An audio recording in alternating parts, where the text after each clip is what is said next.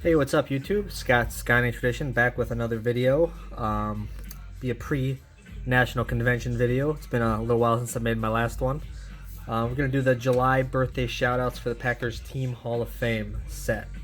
So, got a couple pretty awesome cards here. We'll start out in the beginning of the month with July 5th, and we'll talk about this guy right here. Bill Houghton was a wide receiver for the Packers in the 50s. Played with the Packers from 52 to 58. Four-time Pro Bowler. He actually led the NFL in yards and touchdowns 2 different times. And finished his career actually pretty amazing. 8,500 yards, 61 touchdowns. He's somebody who would be in the Hall of Very Good. You could make an outside argument that he's a Hall of Famer, especially for that time. I believe when he retired, he was the all-time leader in yards, I want to say. So, Bill Houghton, this is his Fit 1952 Bowman small card. I believe this only has 2 graded higher in existence, both graded a 9. This one took me a long time to find. You know, I've been working on that set for 6 years now. And this card here was one of the last cards I had found, the Bowman small version. So, just a beautiful example there. And of course I have all the 52 Bowmans in small and in large. Here's the large variety. Look at that awesome old label right there. I really partial towards these old label cards. Reason being is there's always a chance it could actually grade a half grade higher, because there was not half grades when these old labels came out. So this one's Pop 12 with none graded higher. So who knows, this could actually be the highest graded Bowman large card if it did grade a half grade higher. Beautiful looking card there. So, that'd be Bill Houghton. And then also, ironically, another great Packers wide receiver has his birthday on July 5th as well. And it is this guy here. Mr. James Lofton. This is from the 79 Topps, his rookie card. And James Lofton played for the Packers from 78 to 86. 8-time Pro Bowler, 4 times All-Pro. Member of the 80s All-Decade team as well. And he, of course, was inducted into the NFL Hall of Fame. So, pretty reasonable card. You can generally find one in the grade of a 9 for about 100, 120 bucks, something like that, depending on the centering. It's a nice version there. And by the way, the Houghtons I showed, they so infrequently come up. I mean, they're gonna cost you probably a few $100s, anywhere from $400 to $600 a piece, anywhere in that range. But you have a harder time actually finding one than paying the price for one. It's a great card. And then let's go to July 16th, which was 2 days ago, and yet another big wide receiver in Packers history. This guy here, Max McGee, from the awesome 1959 Topps set, which is one of my favorites, with that cool, awesome green background. Max McGee played with the Packers from 57 to 67. And what is he most known for? Well, he was a bit of a schmoozer along with Paul Hornung. They kind of got in trouble a lot.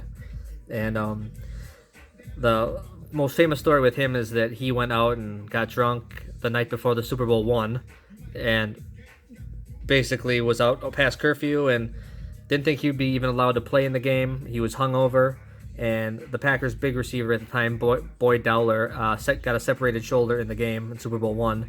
And so Max McGee ended up having to play, hungover, not feeling good.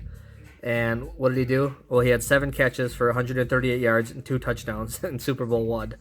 So I know Bart Starr was the Super Bowl I MVP, but it could have easily been Max McGee.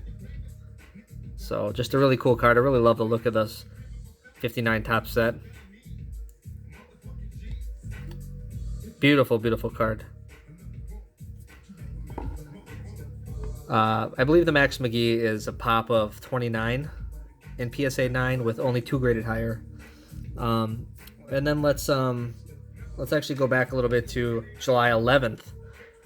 And here's a card I actually just got in. I was going to make a video on it, but we'll just show it in this video. 77 touchdown club, Cecil Isbell. Isbell was a two-time NFL passing leader actually in 1941 and 42 in yards and touchdowns. Only played with the Packers for 4 years, from 38 to 42, but he was a great quarterback. Member of the 30s All-Decade team, and back then, players weren't getting paid a ton of money, so he actually decided after 4 years of pro football to go back to his alma mater in Purdue and coach. So I don't think you'd ever see that in today's game. But Isbell was a loyal guy to his university, and when he was done playing, and it was only a 4-year career, he went back and decided to coach. So I found this one in the grade of a 9. I can't believe I found this one for sale. It's hard to find them actually unsigned. Most of them were sent out in like envelopes for players to sign, and you almost have a hard time finding them unsigned. And I had one that was graded a 6, which I forwarded to another guy doing the set, and I found this 9. I was kind of elated to find a 9.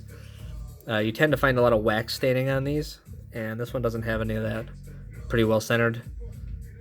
Nice card. There is no playing days card of Isbell that I'm aware of, so the 77 touchdown club, about as good as you can do. Then let's talk about another NFL Hall of Famer. One of my favorite Packers of all time, Willie Davis, defensive end. This one's graded a mint 9. There's only 2 graded higher out there. 5-time Super Bowl champ, actually 2-time Super Bowl champ, 5-time NFL champ, 6-time All-Pro, 60s All-Decade team member. And one of the cooler things about Willie Davis is not only he was just a stud in the field. I guess it's estimated he probably had well over 100 sacks.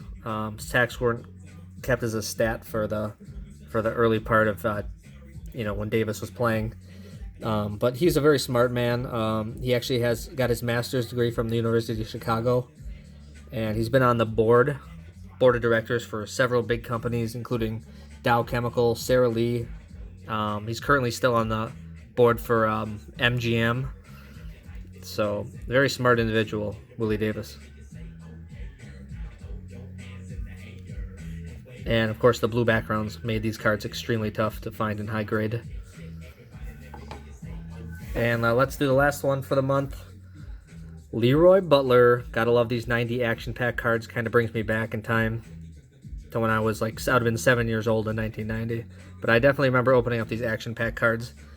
And Leroy Butler is a fringe Hall of Famer. I think he possibly could get into the Hall of Fame. He was named a semi-finalist for the Hall of Fame in 2017. 4-time All-Pro. What makes him cool is his numbers are very comparable to some people already in the Hall of Fame, and it's because of his 38 interceptions combined with 20.5 sacks. Like, that combo of almost 40 to 20 is a really rare combo to have. But Leroy Butler did it. He was an All-Pro safety for the Packers on those 90s defensive teams. They were so good, with Reggie White. And also, Leroy Butler, we've all heard of the Lambeau Leap, right? Where they jump in the stands. Well, you can credit Leroy Butler for that. He was the first one to do it, although Robert Brooks, the wide receiver, did it many times after that. Leroy Butler was the first one to do it. Happened in a game in 1993 against the Raiders, where Reggie White lateraled him a ball on a fumble recovery, and then Butler ran it back and just instinctively jumped in the stands, and the Lambeau Leap was born after that. So, great bunch of cards there for July. That's it for this video, everybody. Hope you're having a great day. We'll talk to you all again soon. Thanks.